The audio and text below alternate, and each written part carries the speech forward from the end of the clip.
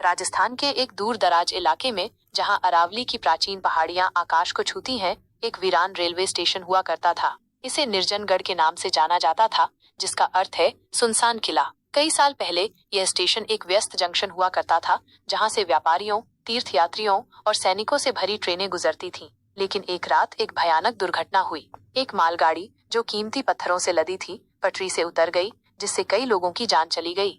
उस भयानक रात के बाद निर्जनगढ़ धीरे धीरे वीरान होता चला गया। लोगों ने उस जगह से डरना शुरू कर दिया। अफवाहें फैलने लगीं कि दुर्घटना में मारे गए लोगों की आत्माएं स्टेशन पर भटकती हैं। यात्रियों ने बताया कि उन्होंने रात में अजीबोगरीब फुसफुसाहटें सुनी हैं, बिना सिर वाली आकृतियां प्लेटफॉर्म पर घूमती देखी हैं, और कभी कभी एक दर्दनाक चीख भी सुनाई देती है जो हवा को चीर देती है। सरकार ने कई बार स्टेशन को फिर से खोलने की कोशिश की, लेकिन हर बार कुछ अजीबोगरीब घटना घट जाती थी। कर्मचारियों ने काम करने से इनकार कर दिया। इंजीनियरों ने अजीबोगरीब तकनीकी खराबी की शिकायत की, और एक बार तो एक पूरी ट्रेन रहस्यमय तरीके से गायब हो गई और फिर कभी नहीं मिली। स्थानीय लोग निर्जनगढ़ के बारे में भयानक कहानियां सुनाते थे। वे कहते थे कि पूर्णिमा की रात को आप दुर्घटना के शिकार लोगों की भूतिया ट्रेन को पटरी पर दौड़ते हुए देख सकते हैं। उसकी बोगियां टूटी हुई और आत्माओं की कराहों से भरी हुई। कुछ साहसी युवाओं ने भूत देखने की हिम्मत की, लेकिन वे हमेशा डर के मारे वापस लौटे। उनकी आंखों में एक ऐसा खौफ था जिसे वे शब्दों में बयां नहीं कर सकते थे।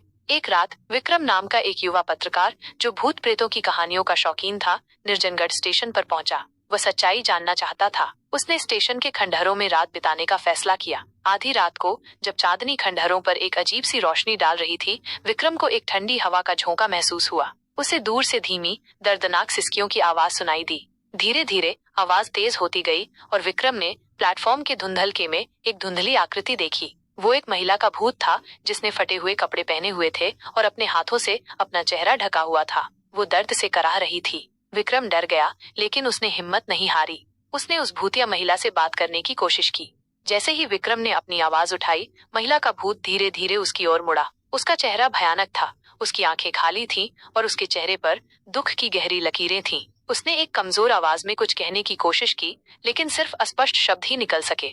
अचानक स्टेशन पर तेज रोशनी हुई और एक भयानक शोर सुनाई दिया, जैसे कोई ट्रेन तेजी से आ रही हो। विक्रम ने देखा कि प्लेटफॉर्म पर एक धुंधली ट्रेन की आकृति बन रही है। उसकी बोगियां टूटी हुई थीं और उसमें से भयानक चीखें आ रही थीं। वो समझ गया, यह उस दुर्घटना की भूतिया पुनरावृत्ति थी। विक्रम डर के मारे भाग गया और उसने कभी पीछे मुड़कर नहीं देखा। उसने जो देखा था वो उसके दिमाग में हमेशा के लिए छप गया। निर्जनगढ़ स्टेशन आज भी वीरान खड़ा है, एक भयानक दुर्घटना और भटकती हुई आत्माओं की कहानी कहता हुआ। स्थानीय लोग आज भी उस जगह से दूर रहते हैं और रात में उस ओर जाने की हिम्मत कोई नहीं करता। वे कहते हैं कि निर्जनगढ़ सिर्फ एक रेलवे स्टेशन नहीं, बल्कि एक ऐसी जगह है जहां मौत और दुख की छाया हमेशा मंडराती रहती है।